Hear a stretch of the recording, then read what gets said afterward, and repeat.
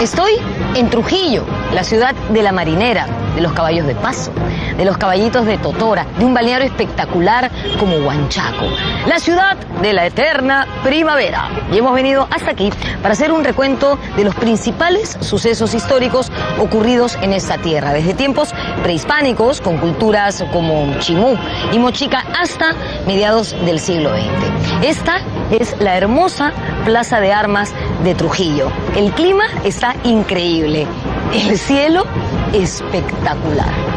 ¿Qué más se puede pedir? ¿Comenzamos? Soy Norma Martínez y esto sucedió en el Perú.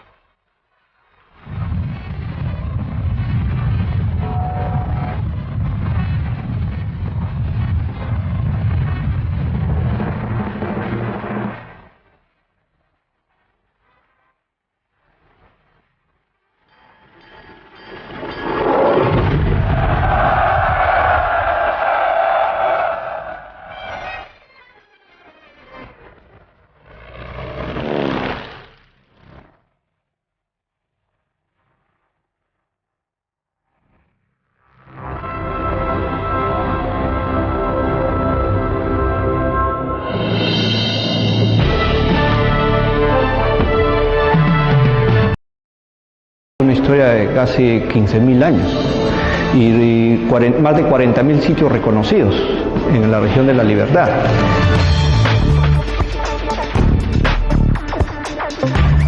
Trujillo está más cerca del Bicentenario que Lima. Los trujillanos ya están organizando seguramente sus celebraciones o la conmemoración del Bicentenario.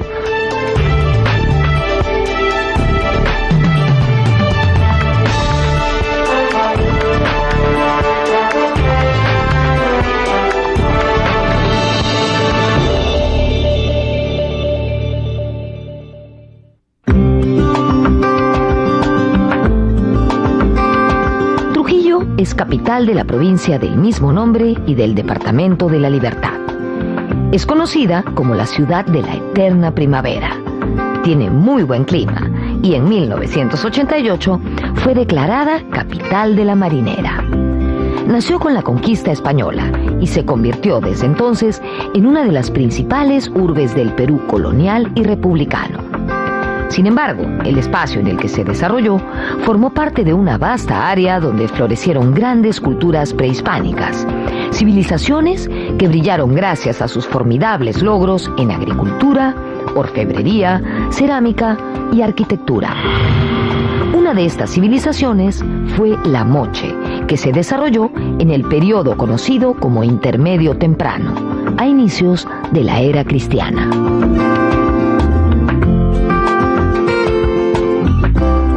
Hay varias culturas principales, no olvidemos que los Cupisnique también habitaron todos estos valles ricos de la costa norte, tienen 3.000 años de antigüedad, los mochicas tienen 2.000 años de antigüedad.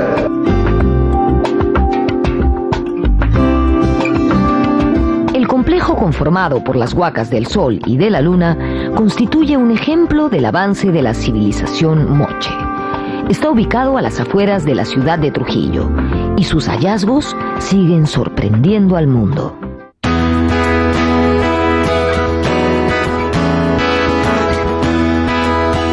Los mochicas fueron capaces de construir enormes edificaciones de adobe como esta en la que me encuentro en este momento, la llamada Huaca de la Luna. Tanto esta huaca como la Huaca del Sol, que queda enfrente, eran fastuosas construcciones muy ornamentadas, llenas de espectaculares murales de colores. Aquí residían los sumos sacerdotes, que dedicaban gran parte de su tiempo al estudio de los astros. Eran astrónomos. En las zonas aledañas a las huacas y en las partes altas del valle del río Moche vivían los campesinos, los pescadores, gente de condición más humilde. Muchos arqueólogos dicen que aquí se encontraba la capital de la cultura moche.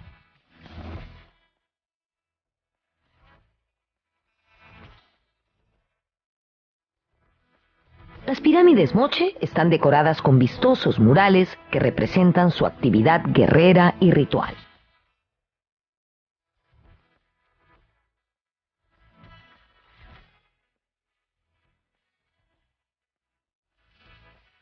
La Huaca de la Luna es francamente impresionante. Te deja sin aliento estar aquí. Hemos encontrado diversos murales llenos de color y de diseños en alto y bajo relieve que representan rituales o escenas de la guerra. Este, por ejemplo, es un mural en homenaje al dios principal de los moche, Ayapaec, o dios decapitador. Se dice que en honor a él se realizaban macabros rituales que muchas veces incluían sacrificios.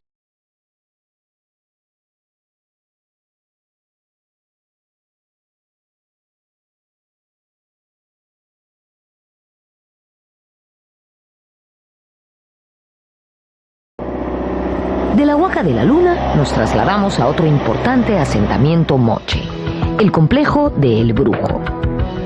Fue en El Brujo donde un extraordinario hallazgo nos hizo cambiar los esquemas que teníamos acerca de las relaciones de poder en el antiguo Perú.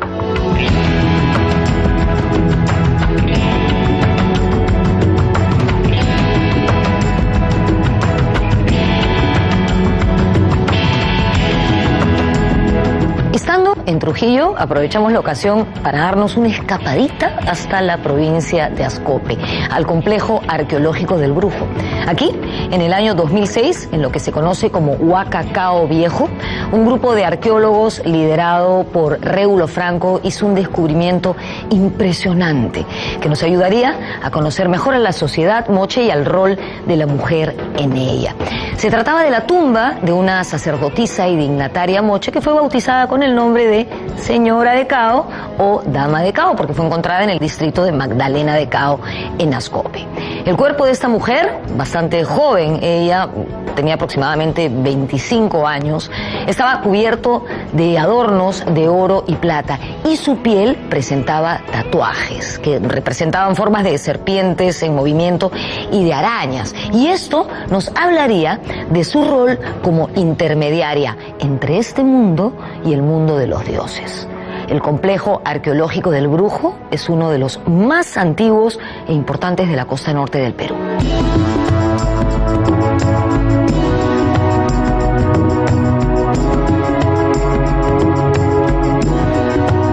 Siempre se ha hablado de hombres gobernantes de las sociedades del pasado. Y esta es la primera vez que se descubre la tumba de una dignataria moche.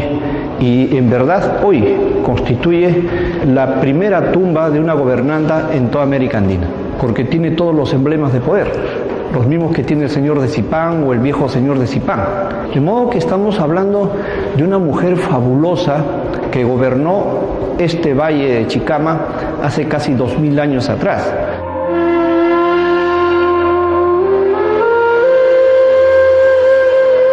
El arqueólogo Régulo Franco nos cuenta acerca del descubrimiento de este importante personaje.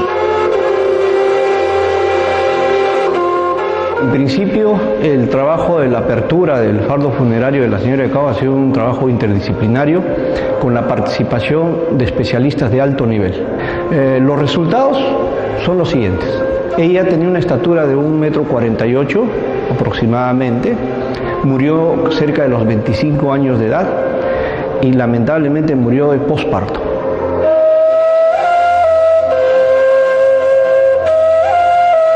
De acuerdo a los estudios arqueológicos, hoy podemos saber de qué se alimentaba la señora de Cao.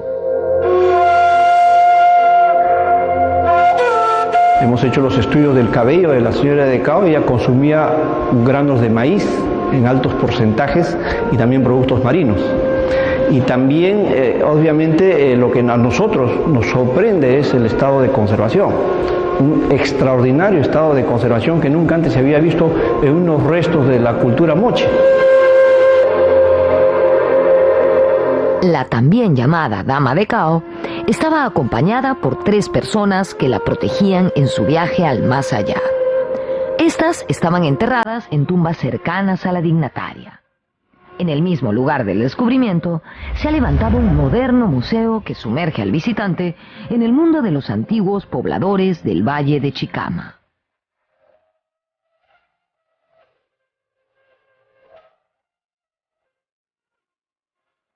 Aquí tenemos descubrimientos sensacionales porque hemos ido investigando el santuario principal moche, que es la Huaca Cao Viejo. Hemos encontrado los espacios ceremoniales.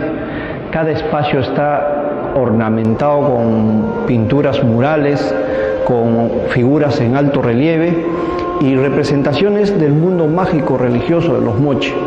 Pero también tenemos hallazgos del complejo arqueológico, como por ejemplo muchos entierros de diferentes épocas, de modo de que si nos visitan aquí al Museo de Cao, van a ver en cada una de estas salas los restos que hemos descubierto en estos últimos 25 años de investigación arqueológica.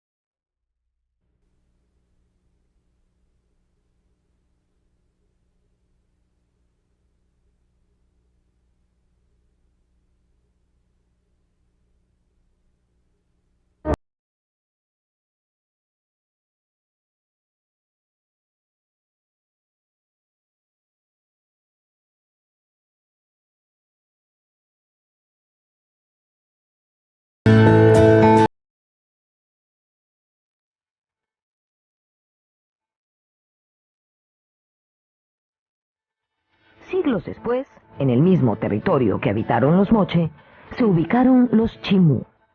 Ellos constituyeron un estado regional que abarcó un extenso territorio, desde Tumbes en el norte hasta el valle de Guarmey en el sur. La capital del reino chimú estuvo en Chanchan.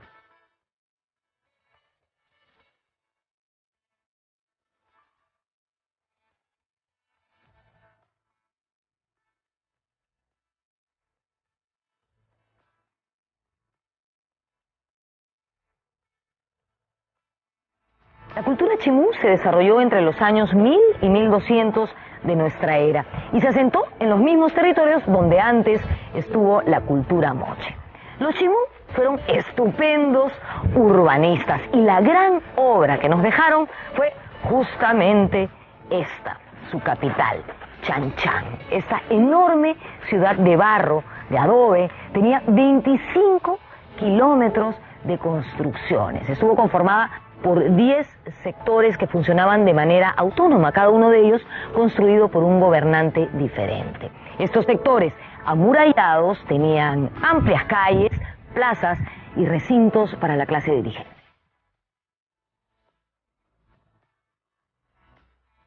Hoy en día, en Chanchan pueden verse restos de palacios y edificaciones que sirvieron de hogar a las clases dirigentes, además de otras áreas destinadas al pueblo o a los artesanos, a las clases intermedias.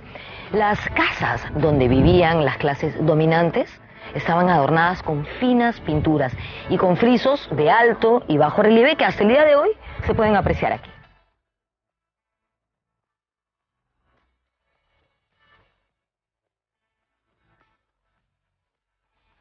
Muchas de las actividades practicadas por los trujillanos en la actualidad provienen de tiempos inmemoriales, cuando eran realizadas por los antiguos pobladores moche y chimú. Por ejemplo, adentrarse en el mar a bordo de los hoy famosísimos caballos de Totora.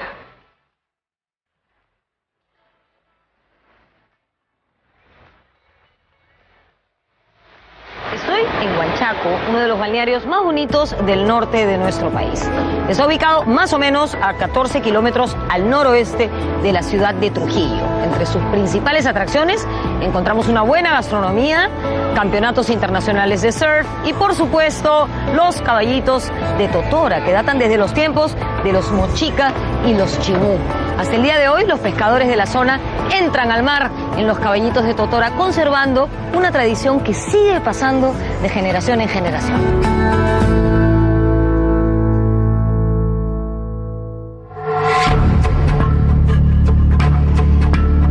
En el siglo XV, los chimúes fueron anexados al Tahuantinsuyo. En esa conquista murió su último rey, Minchan Caman.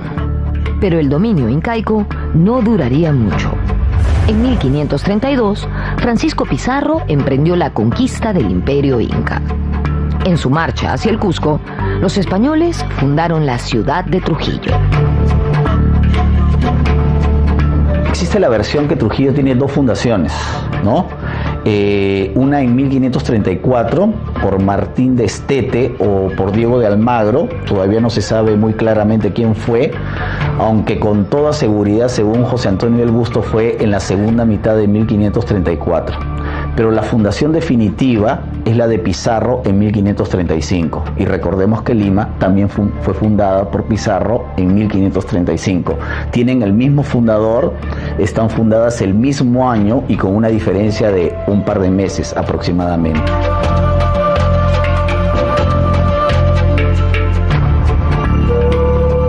Los trujillanos están muy orgullosos de haber sido fundados antes que Lima, en diciembre de 1534. Pero la fundación oficial, tal como consta en los archivos de Indias y en todos los documentos oficiales españoles, es después que nosotros, es en marzo de 1535, con la presencia de Francisco Pizarro, que justamente el nombre de Trujillo es en honor a su ciudad natal, ¿no? Trujillo de Extremadura.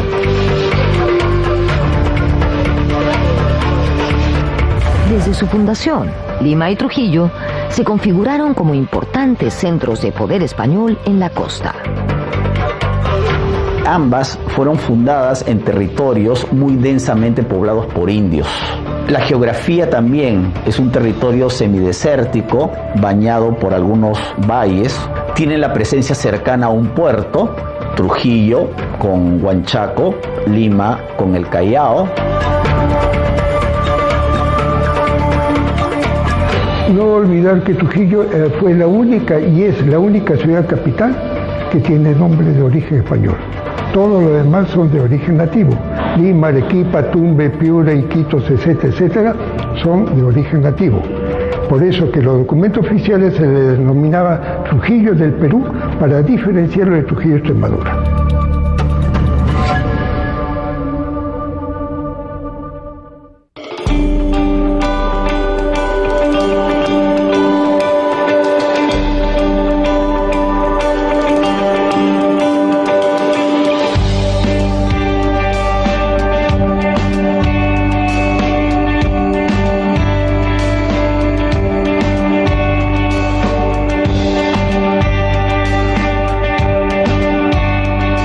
En la ciudad de Trujillo se establecieron grupos de familias consideradas aristocráticas. En el hablar popular se les conoce como los pantorrilludos, a los antiguos aristócratas que fueron grandes hacendados. Las antiguas haciendas azucareras se remontan al virreinato y en este virreinato se amasaron grandes fortunas y eso implicó un boato, un buen gusto también tradicional que hacía la ciudad de Trujillo una gran competidora de Lima, y también tenía acceso por la navegación a lujos europeos equiparables a los de Lima, ¿no? La otra semejanza con Lima es que era una ciudad muy blasonada, muy señorial, con la presencia de familias nobiliarias, ¿no? Entonces eso hacía que a Trujillo le dijeran algo así como la otra Lima. Era una ciudad que cobró importancia no solamente por la presencia de muchas familias aristócratas, sino porque era una ciudad que estaba a mitad de paso entre Lima y San Miguel de Piura.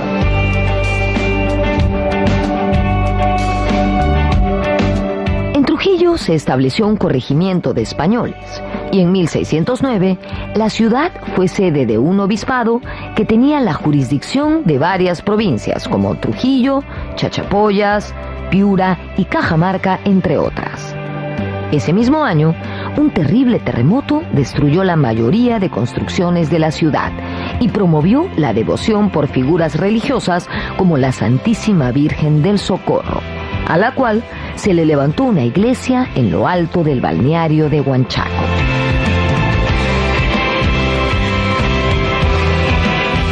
Por su cercanía al mar y su fama de ciudad opulenta, Trujillo sufrió el acecho de piratas y corsarios, tales como el británico Edward Davis. Esta amenaza motivó que los vecinos solicitasen a las autoridades el levantamiento de una muralla. Así fue como el virrey Melchor de Navarra y Rocaful, el duque de La Palata, ordenó la construcción de una muralla de adobe.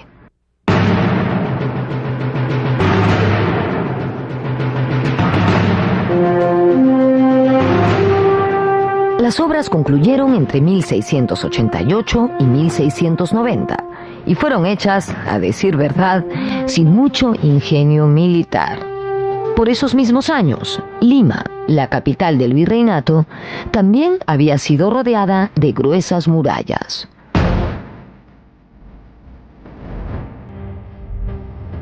Los trujillanos, para no quedarse atrás, también querían su muralla. Esa muralla se levanta y fue escenográfico, un poco tipo Hollywood. Altura 5 metros y pico, no tenía foso, no tenía puente levadizo, ¿no? Entonces, si hubiese querido, la invadían y la destrozaban.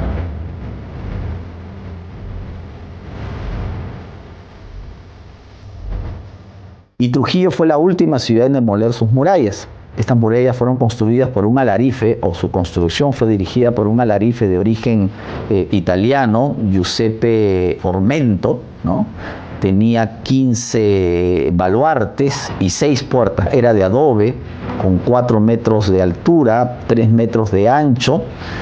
Y así como quedan algunos fragmentos de la muralla de Lima, todavía en Trujillo, a la altura de la plazuela del Recreo, podemos ver algunos fragmentos de la antigua muralla.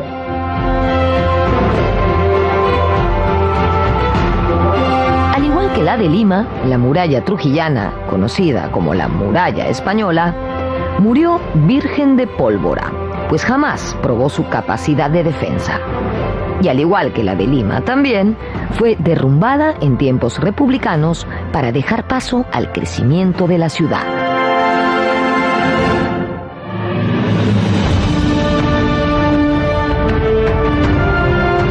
Con las reformas borbónicas se crearon nuevos virreinatos y se implantaron las intendencias, que reemplazaron a los corregimientos. Desde 1784, la ciudad de Trujillo se convirtió en la capital de la enorme intendencia del mismo nombre. La intendencia cubrió un territorio que hoy día es sorprendente porque implica Tumbes, Piura, Lambayeque, La Libertad, Cajamarca, San Martín, Amazonas y parte de lo que sería hoy en día las provincias cercanas a Guayaquil, un poquito más arriba de la actual frontera. En época colonial, Trujillo tuvo personajes que con su obra contribuyeron a dotarnos de fuentes que hasta hoy nos acercan más a lo que fue aquella región del país durante el virreinato. Por ejemplo, en 1763, el corregidor Miguel de Feijó hizo una relación descriptiva de la provincia de Trujillo. Este corregidor, que era un doctor, era un letrado, era un tipo ilustrado, como muchos de los funcionarios que empezaron a llegar con los Borbones, que tenía esta vocación por recoger datos, ¿no? Por hacer estadísticas, por hacer comentarios, por mandar informaciones muy organizadas, muy sistemáticas. Entonces, por ejemplo, la relación de Feijó de Sosa es muy útil para entender la realidad no solamente de Trujillo, sino de buena parte de la costa norte del Perú en el siglo XVIII. Del mismo modo, en 1779, el sacerdote español Baltasar Martínez Compañón asumió como obispo de Trujillo. Este curioso personaje realizó una gran obra que quedó para la posteridad en la historia de Trujillo y de todo el país. Compañón recorrió su extenso obispado acompañado de artistas, dejando así un testimonio documental gráfico invalorable de las personas y costumbres de esta región, así como de las plantas y los animales del lugar.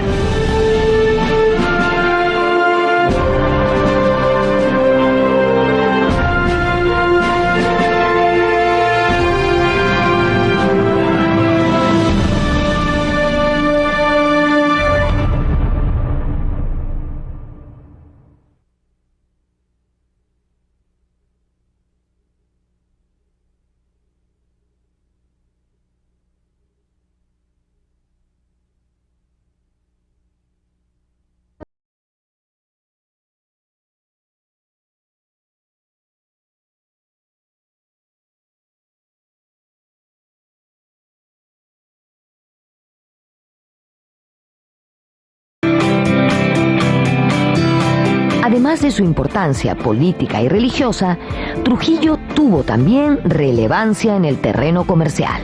Ello debido a su poder económico y su cercanía al mar.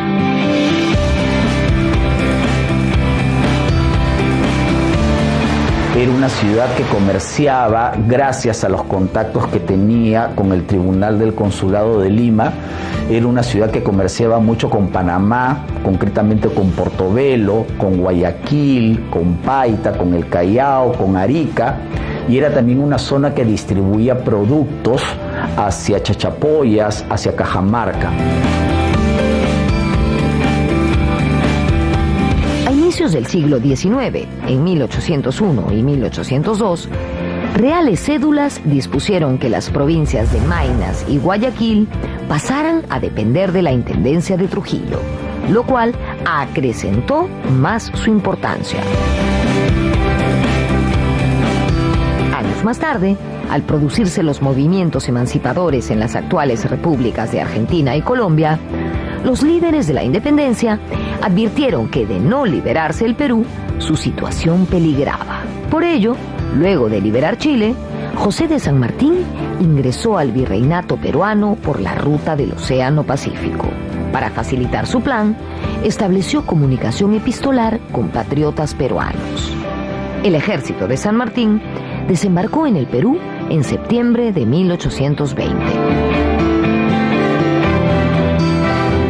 Desde la Intendencia de Trujillo, el general argentino recibió un decisivo respaldo. En ese momento era intendente interino de Trujillo el criollo limeño José Bernardo de Tagle, el marqués de Torre Tagle. El problema de San Martín es que veía si se quedaba en Paracas, de entre Lima, capital del virreinato, y el sur era desierto, no había ciudades grandes. Dijo, me voy al norte de Lima, porque sabía que podía tener un respaldo, pero había que hacer un trabajo de proselitismo en el norte. Y es así que se afianza en Huaura y de ahí envía cartas a Torre Tagle.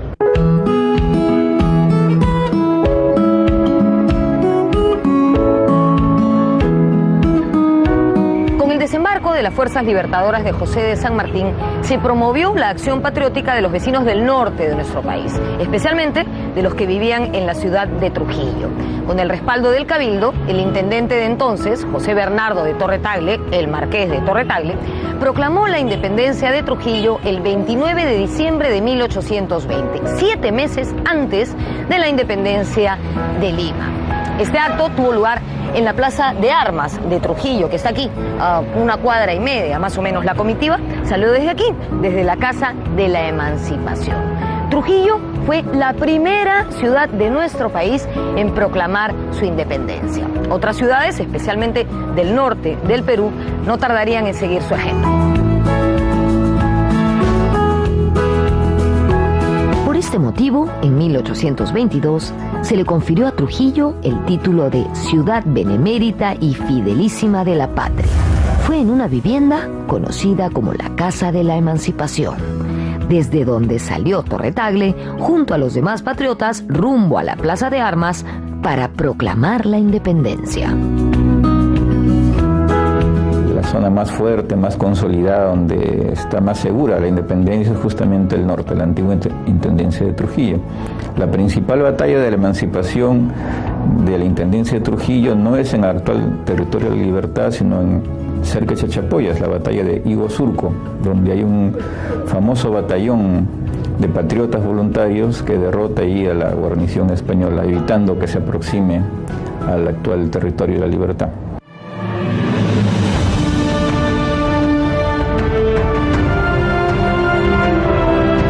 El intendente marqués de Torre Tagle envió una milicia para enfrentar a los realistas en Chachapoyas. La batalla de Higos Urco, librada el 6 de junio de 1821, fue de vital importancia para consolidar la independencia del norte del Perú.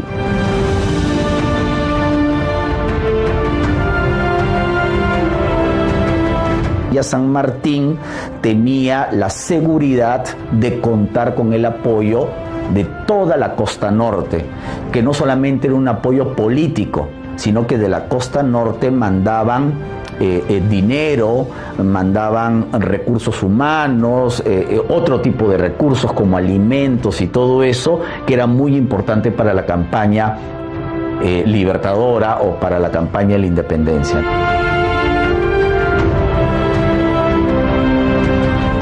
En 1821, San Martín promulgó un reglamento donde creó el departamento de Trujillo en reemplazo de la intendencia del mismo nombre. Lamentablemente, el militar argentino no pudo vencer a los realistas que eran fuertes en la Sierra Sur y tuvo que abandonar el Perú sin cumplir su objetivo, lo que no tardó en generar un caos político. En agosto de 1823, el Perú tenía 2 presidentes y 2 congresos, José de la Riva Agüero en Trujillo y el marqués de Torre Tagle en Lima. Finalmente, el Congreso llamó a Simón Bolívar, quien consolidó la independencia del Perú y de Sudamérica. Uno de sus más fieles y efectivos colaboradores fue el liberteño José Faustino Sánchez Carrión, quien había sido alumno del prestigioso seminario de San Carlos y San Marcelo en Trujillo. Bajo iniciativa de Sánchez Carrión, se creó en 1823 la Universidad de Trujillo.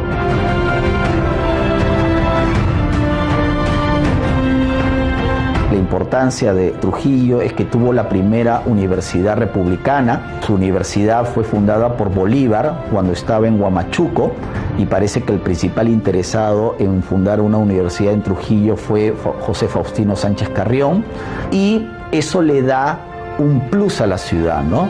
Porque cuando hay una universidad hay un movimiento intelectual, hay un movimiento cultural.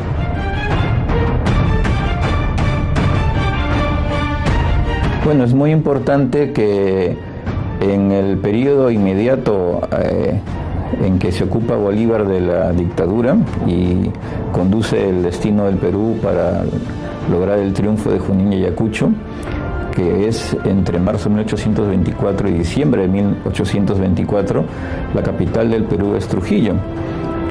Lima estaba temporalmente ocupada por los españoles, o en todo caso había un ir y venir de españoles y una inseguridad para que ahí estén instalados los poderes públicos. Y es en Trujillo que se inauguran varias cosas importantes. La primera Corte Superior de Justicia independiente la constituye ahí Bolívar, con el famoso jurista Vidaurre. En 1825, con la independencia ya obtenida y todavía bajo el gobierno de Bolívar, el departamento de Trujillo se convirtió en La Libertad. Un personaje importante de este periodo fue Luis José de Orbegoso, criollo nacido en la Sierra Liberteña. Él era un vecino notable de Trujillo, que en septiembre de 1824 fue nombrado prefecto de La Libertad. Orbegoso apoyó la guerra de la independencia y fue uno de los principales caudillos que pugnaron por el poder a inicios de la República. Presidente del Perú entre 1833 y 1835, Orbegoso falleció en 1847, retirado ya de la vida pública en su casona trujillana.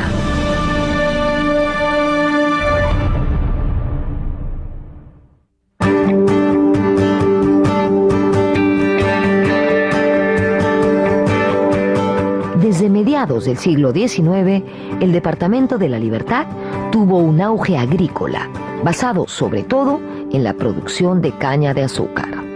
Este hecho coincidió con el boom guanero que produjo jugosos ingresos al presupuesto del Estado y repercutió en el desarrollo de la ciudad de Trujillo.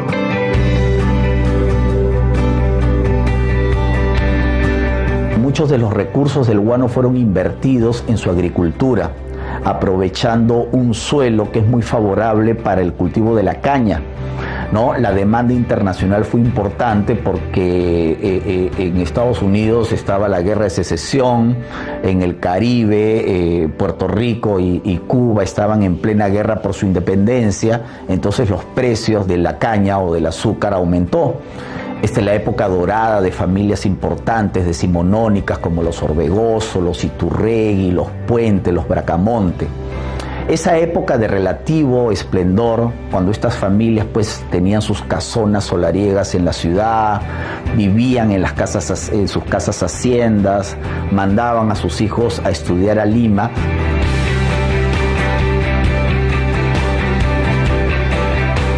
También en el siglo XIX se desprendieron del Departamento de la Libertad los territorios de Cajamarca, Lambayeque, Piura y Amazonas, que pasaron a formar nuevos departamentos. Sin embargo, el Departamento de la Libertad se mantuvo como el más importante del norte del país, con grandes haciendas y residencias de familias acaudaladas, muchas de ellas de origen extranjero, como la del alemán Luis Albrecht.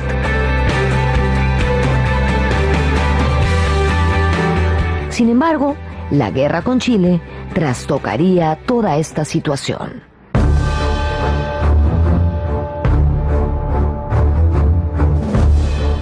En septiembre de 1880, dueños de Tarapacá, Tacna y Arica, los chilenos organizaron una expedición con el fin de destruir el aparato productivo agroexportador de la costa norte del Perú.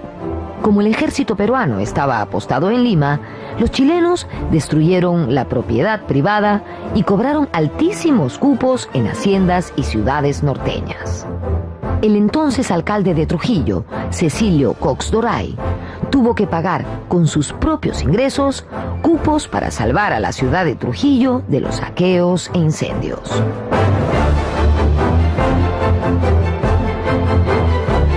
Recordemos que estas expediciones de castigo estaban destinadas a que el Perú no pudiera exportar, ¿no? Por eso se destruyeron ingenios, haciendas, líneas de ferrocarril, se destruyeron puertos, se pidieron cupos. Entonces las familias trujillanas fueron muy castigadas política y económicamente. Quizás las únicas familias que pudieron sobrevivir a este embate de rapiña fueron aquellas que tuvieron mejores recursos para poder defenderse y pagar los cupos, o en todo caso familias de origen extranjero que levantaron su bandera nacional para que el enemigo no pudiera destruir sus propiedades.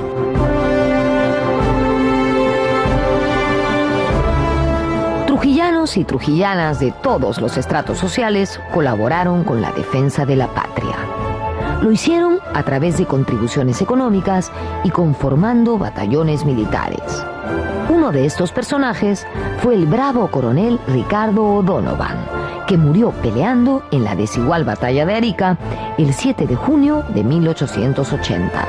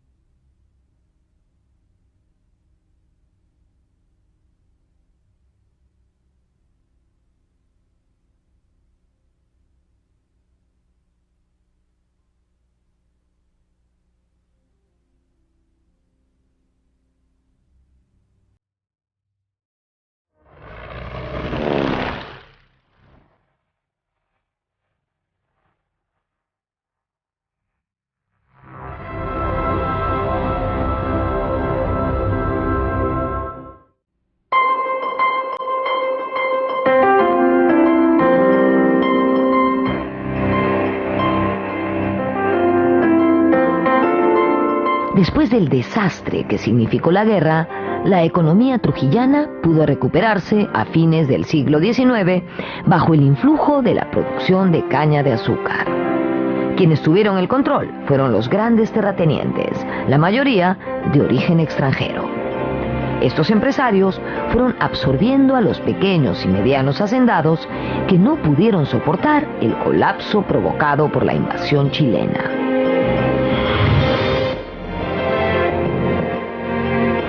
En el Valle de Chicama, cuando hubo un nuevo boom del azúcar a partir de la década de 1890, que hizo que muchos de los pequeños y medianos agricultores desaparecieran ante la expansión voraz de 3 grandes empresas azucareras, y las 3 vinculadas al capital extranjero, ¿no? Una fue Casagrande, propiedad de la familia Gildemeister, que era la hacienda más grande del Perú, Casagrande, porque llegaba hasta la selva. La otra era Roma, la hacienda Roma, propiedad de la familia Larco, de origen italiano. Y la otra era la hacienda Cartavio, propiedad de la casa Grace, es decir, de capitales anglosajones. En las primeras décadas del siglo XX, surgió un grupo de jóvenes rebeldes e iconoclastas interesados en la literatura, las artes plásticas y el periodismo, que se reunieron en torno a la Universidad de Trujillo.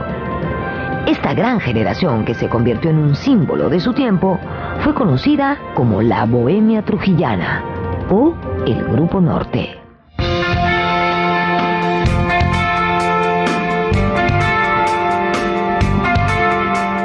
Entre los escritores están Víctor Olaya de la Torre, César Vallejo, que es poeta, Alcides Espelucín, que también es poeta, pero también están, por ejemplo, Macedonio de la Torre, que es a la vez que un músico, un artista plástico, un importante pintor y escultor. Y también está Carlos Valderrama, que es un músico, es el fundador de lo que se llama la música sinfónica inca o sinfónica peruana en el país, y de la famosa pieza Vírgenes del Sol.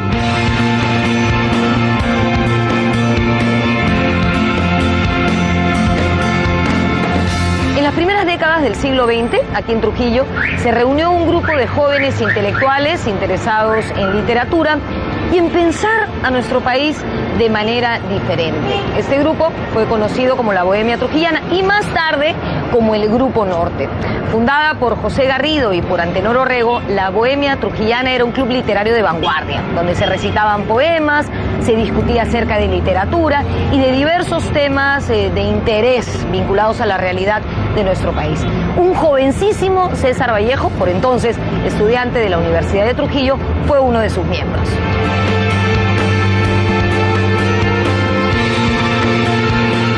Del Grupo Norte saldrían los primeros dirigentes apristas, como Alcides Espelucín y un joven Víctor Raúl Aya de la Torre.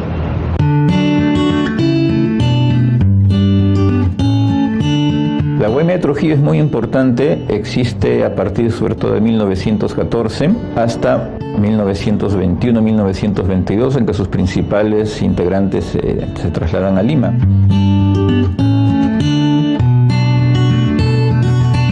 A principios del siglo XX haya existido esta tertulia literaria, ¿no?, que llamaron la Bohemia de Trujillo, ¿no?, donde estuvo Macedonio de la Torre, César Vallejo, Aya de la Torre, Antenor Orrego, y que para muchos pues es el embrión, ¿no?, algo así como el embrión del APRA.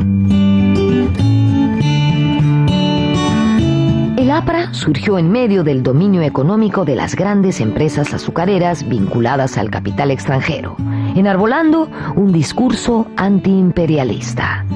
Se trataba de un frente de trabajadores manuales e intelectuales que tenía como objetivo la lucha contra el imperialismo yanqui, la unidad política de América Latina, la nacionalización de tierras e industrias y la internacionalización del Canal de Panamá.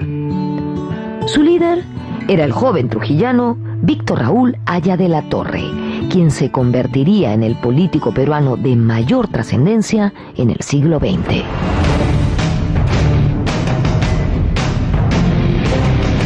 Esto explica en parte el éxito del futuro discurso antiimperialista de Víctor Raúl Haya de la Torre, pues, ¿no? Nacido en Trujillo y cuya familia materna, los de la Torre, que pertenecían pues a una familia relativamente aristocrática en Trujillo, justamente fue una de las familias que pierde su hacienda frente pues a la vorágine de estas tres empresas controladas o inyectadas con capital extranjero.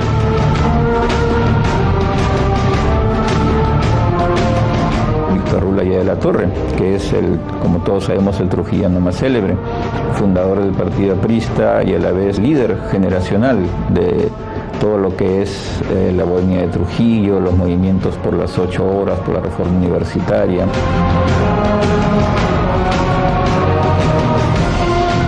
La casa natal de Haya de la Torre, ubicada en la calle Orbegoso, es hoy la sede del Centro Cultural de Trujillo. En 1929, a fines del gobierno de Augusto B. Leguía, se levantó un enorme monumento en la plaza principal de Trujillo. Fue traído desde Alemania y generó una serie de debates.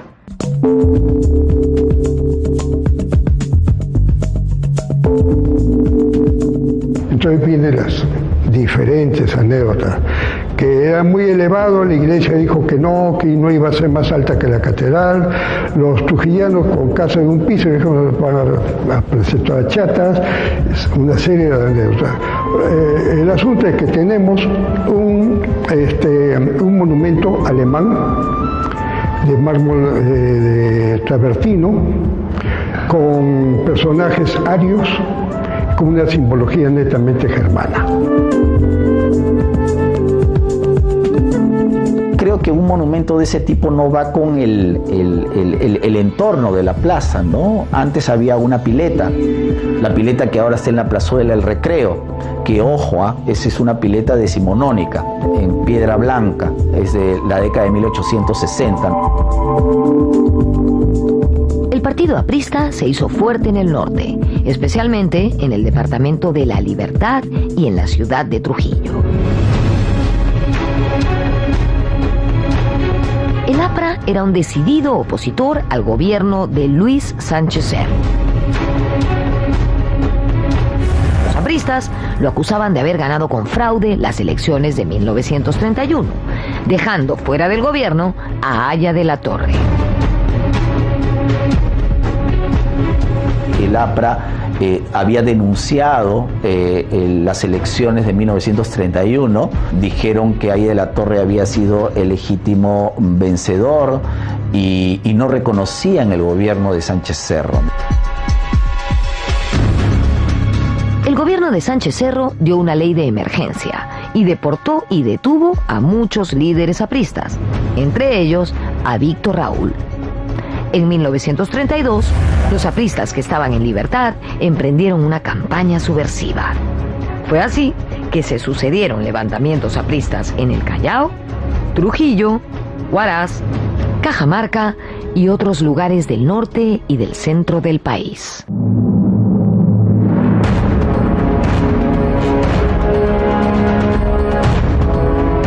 Candidato ganador Sánchez Cerro, que ganó por un estrecho margen, y generó esto también ante la reacción y protesta del partido aprista una enorme represión, y esto desembocó en la rebelión y revolución de Trujillo, que duró casi una semana en que estuvo la ciudad tomada.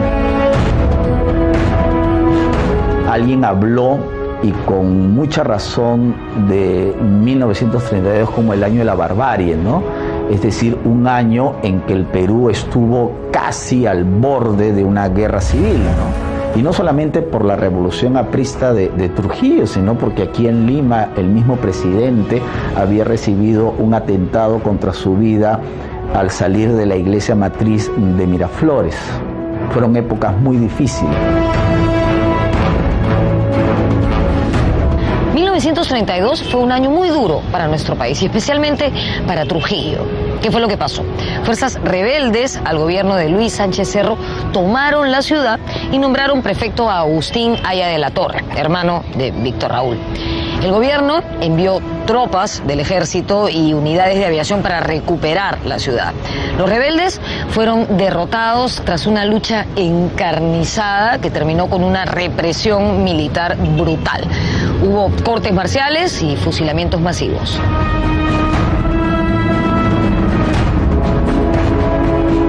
La revolución aprista de Trujillo pues forma parte de esa historia un poco épica del APRA, ¿no? Hay muchas versiones, ¿no?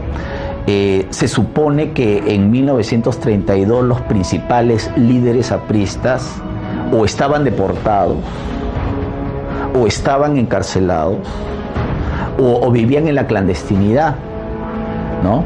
Entonces, esa es la razón por la cual no se puede probar la conexión entre la dirigencia y el pueblo de Trujillo, ¿no? La versión oficial es que la dirigencia del partido, ¿no?, o los dirigentes de ese momento no podían controlar o no pudieron haber dirigido el movimiento. Por eso se habla pues de una rebelión del pueblo aprista, en este caso del pueblo trujillano aprista.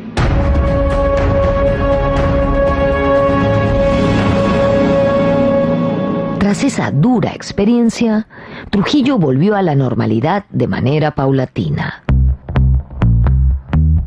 A lo largo del siglo XX, se fue consolidando como una de las ciudades más importantes del país, desde todo punto de vista, en términos económicos, artísticos, arquitectónicos, históricos y, por supuesto, gastronómicos.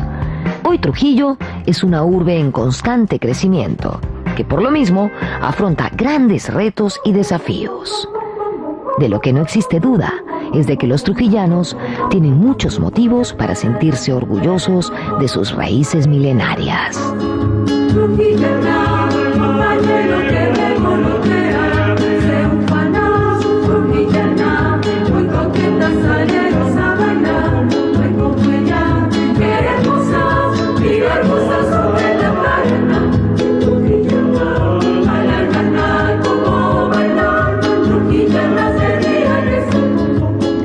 Gran historia la que se escribió en este territorio, ¿no? Hoy, Trujillo sigue siendo un polo importante de desarrollo del norte de nuestro país. Les recomiendo que vengan a visitar Trujillo. Yo me pasé unos días espectaculares en el Hotel Casa Andina y quiero agradecer además al señor Víctor Córdoba de Transportes Belmag por haber movilizado al equipo de Sucedió en el Perú aquí. Muchísimas gracias, Trujillo, por habernos recibido tan bonito. Nos vemos en la próxima.